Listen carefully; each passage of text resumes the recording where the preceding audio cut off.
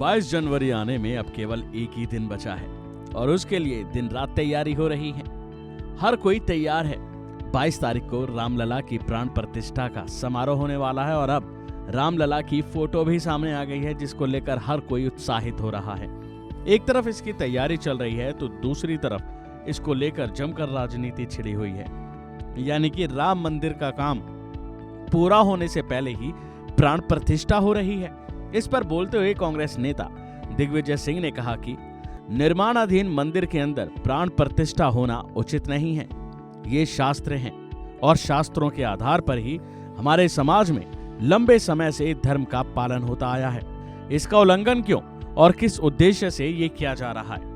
बात यह है कि मूल हमारा प्रश्न जो ट्रस्ट है, न्यास है, उससे यह है कि राम मंदिर के निर्माण पूरा नहीं होने के पहले जो हमारे सारे शंकराचार्य मिलकर ये कह रहे हैं, मेरी तो इसमें स्वामी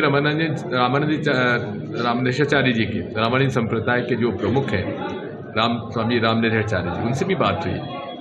ये निर्माणाधीन मंदिर के अंदर प्राण प्रतिष्ठा होना उचित नहीं है। ये शास्त्र है, शास्त्रों के आधार पर ही हमारे धर्म का पालन हजारों सालों से होता आया है और जो विधि है उसके आधार पर ही ये सब होता है।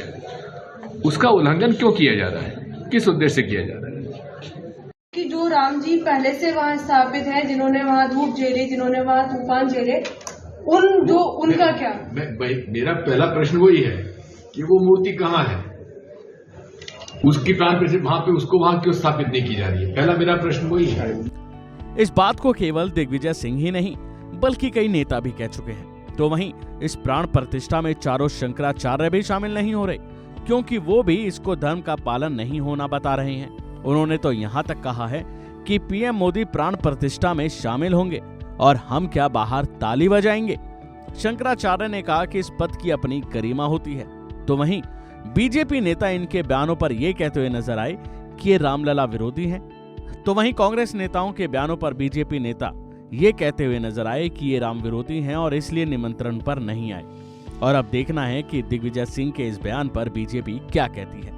अभी के लिए फिलहाल इतना ही। खबरों में बने रहने के लिए देखते रहिए वन इंडिया हिंदी।